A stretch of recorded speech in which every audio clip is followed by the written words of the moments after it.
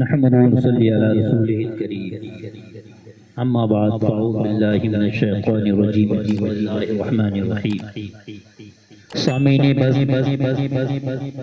محترم جناب پرنسپل صاحب و نائب پرنسپل صاحب و منیجر صاحب و جملہ معلمین و متعلمین معلم و معلمات السلام علیکم ورحمۃ اللہ وبرکاتہ۔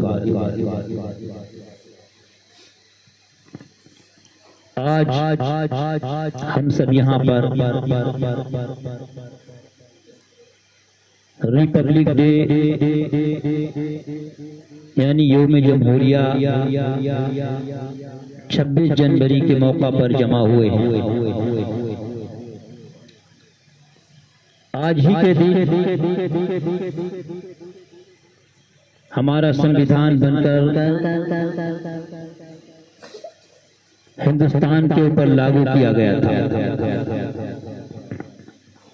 آج ہم لوگ ہر جگہ پر خوشیاں مناتے ہیں۔ کوئی تہوار مذہبی تہوار ہوتا ہے اور کوئی تہوار قومی تہوار ہوا کرتا ہے۔ مذہبی تہوار کو صرف اس کے مذہب کے لوگ مناتے ہیں اور قومی تہوار کو سارے ملک والے مناتے ہیں۔ یہ ہمارا قومی تہوار ہے جو ہمارے ملک کے ہر شعبہ میں، جو ہمارے ملک کے ہر دفتر میں، ہمارے ملک کے کالج اور اسکول و مدارس میں 26 جنوری یوم جمہوریہ کے موقع پر پروگرام جو منایا جاتا ہے، خوشیوں کا اظہار کیا جاتا ہے۔ ہم آزادی سے پہلے انگریزوں کی زنجیروں میں جکڑے ہوئے تھے، انگریزوں کے غلام تھے۔ آزادی کا مقصد وہی سمجھ سکتا ہے جس نے کبھی کسی کی غلامی کی ہو۔ حقیقی معنی میں آزادی کی خوشیاں اسی کو میسر ہوتی ہیں جو کبھی کسی کی غلامی میں رہا ہو۔ ہمارے اکابرین نے بہت دنوں تک ہندوستان کے اندر رہ کر کے انگریزوں کی غلامی کی اور انگریزوں نے ہمارے ملک کو اندر سے اندر کھوکھلا کرنا شروع کر دیا۔ ہمارے ملک کو لوٹ کھسوٹ کر کے اپنے یہاں لے جاتے رہے اور ہمارے ملک میں رہنے والوں کو اپنا غلام بنایا۔ ہمیں کسی چیز کی بھی آزادی نہیں تھی، ہم اپنا کوئی بھی کام بغیر ان کی مرضی سے نہیں کر سکتے تھے۔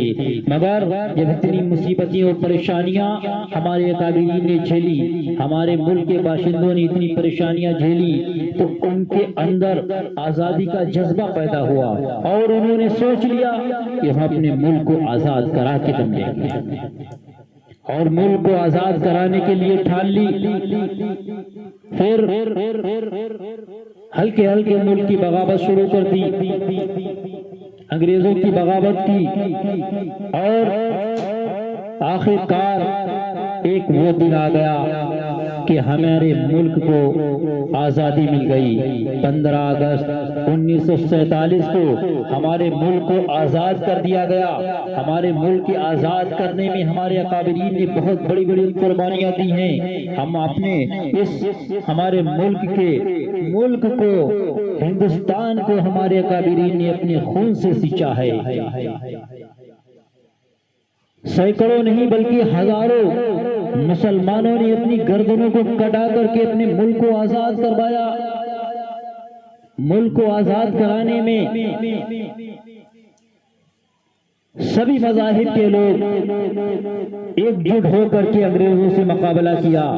ہندو مسلم سکھ عیسائی ہر ایک نے اپنی طاقت کے مطابق انگریزوں سے مقابلہ کیا، دلی سے لے کے کشمیر تک روڈ کے کنارے ہر پیڑ میں مسلمانوں کی گردنیں، صرف عام مسلمان نہیں بلکہ علماء کرام کی گردنیں لٹکی ہوئی تھی۔ کسی کو پھانسی دی گئی، جس نے ملک کو آزاد کرانے کی بات کہی کسی کو پھانسی دے دی گئی، کسی کو قتل کر دیا گیا، کسی کو کالے پانی کی سزا سنا دی گئی۔ ہزاروں لوگوں نے ملک کو آزاد کرنے کے لیے قربانیاں دیں، آخر کار ہمارا ملک سن 47 15 اگست کو آزاد ہوا۔ اس کے بعد ملک تو آزاد ہو گیا، اب آزادی کا یہی مطلب نہیں ہوتا ہے کہ ہم جو چاہے کریں، جتنے بھی جرائم ہو کرتے رہے، ہم تو اب آزاد ہو گئے، نہیں۔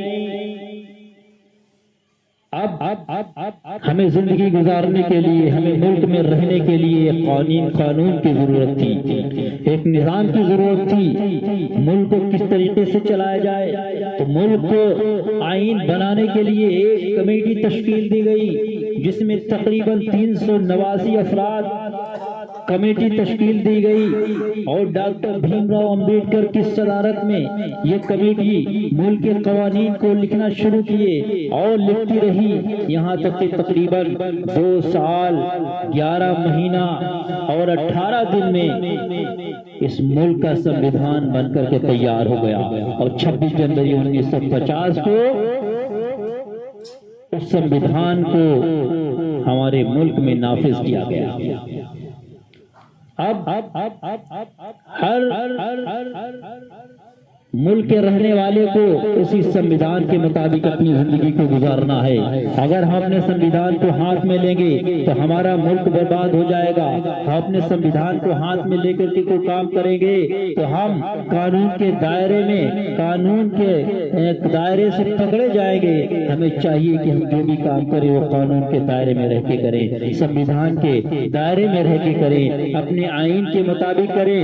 سمویدھان یوم جمہوریہ، ریپبلک ڈے، کیا مطلب سمجھتے ہیں؟ ریپبلک ڈے کا یہ مطلب ہوتا ہے کہ اب یہ ملک جو ہے پبلک کا ملک ہے، اس میں پبلک کو اختیار ہے کہ پبلک اپنا سمویدھان کس طریقے سے چلائے۔ پبلک کو سمویدھان جو ہمارا ہے، سمویدھان کے مطابق چلنے کی آزادی دی گئی۔ ہم جو جگہ جگہ پہ پریشان کیے جاتے ہیں، سمویدھان ہمیں معلوم نہیں ہے، اس وجہ سے جو ہے ہم جگہ جگہ پہ ٹھوکریں کھا رہے ہیں، جگہ جگہ پہ ذلت و رسوائی اٹھاتے ہیں۔ اگر ہم اپنے سمویدھان کے مطابق چلیں گے، اپنے آئین کے مطابق چلیں گے تو کہیں پر ہماری پکڑ نہیں ہوگی۔ یہ ہمارا ہندوستان، ہمارا ملک ہمارے لیے مثل باغ کی طرح ہے۔ ہم اس اپنے باغ کو جس طریقے سے چاہیں شاداب رکھیں گے۔ اگر ہمارا یہ ملک شاداب رہا تو ہم اس کی بلبلیں، ہم اس کے پرندے جو اس میں چہچہاتے ہوئے پھرتے ہیں، تو ہم اس کے مطابق، اگر یہ ہمارا باغ آباد رہے گا، شاد رہے گا، تو ہم اس کے کونے کونے میں جو ہے اپنی دھوم مچاتے رہیں گے۔ اور اگر ہم نے سمویدھان کو مضبوطی کے ساتھ نہیں پکڑا، ہم نے اپنے چال چلن صحیح نہیں کیے، سمویدھان کے مطابق زندگی نہیں گزاری، آئین کے مطابق ہم نے قدم نہیں اٹھایا، تو ہمارا یہ ملک برباد ہو جائے گا، اور اس کے اجڑنے کے ذمہ دار ہم خود ہوں گے۔ ڈاکٹر اقبال نے بہت ہی انداز میں ہمارے ملک کے لیے یہ ترانہ پیش کیا ہے، جس کی تضمین میں آپ کے سامنے کہہ رہا ہوں۔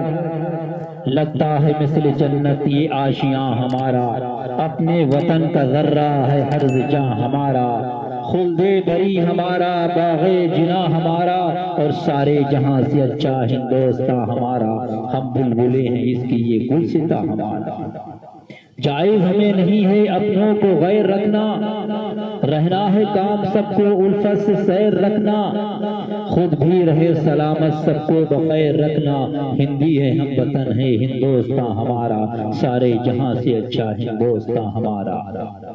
ہم کو مٹا رہی ہے مل کر یہ دنیا ساری، فارس کی کوششیں بھی صدیوں رہی ہیں جاری، اب تک یہودیوں پر ہے یہ جنون جاری، کچھ بات ہے کہ ہستی مٹتی نہیں ہماری، صدیوں رہا ہے دشمن دورے زماں ہمارا، ہندی ہے ہم وطن ہے ہندوستاں ہمارا۔ اہل خرد کے لاکھوں سب لٹ گئے جہاں سے، تھے نام بر کبھی کو اب بے نشاں ہیں سارے، یونان مصر روما سب مٹ گئے جہاں سے، باقی مگر ہے اب تک نام و نشاں ہمارا، سارے جہاں سے اچھا ہندوستاں ہمارا۔ رہنے کو تو فدا ہم رہتے ہیں اس جنا میں، رہنے کو تو فدا ہم رہتے ہیں اس جنا میں، بھائی ہمارے سب ہیں ہم، بھائی ہمارے سب ہیں ہم ہیں اسی گما میں، کڑوی ہے یہ حقیقت تنہا ہے آشیاں میں، کڑوی ہے یہ حقیقت تنہا ہے آشیاں میں،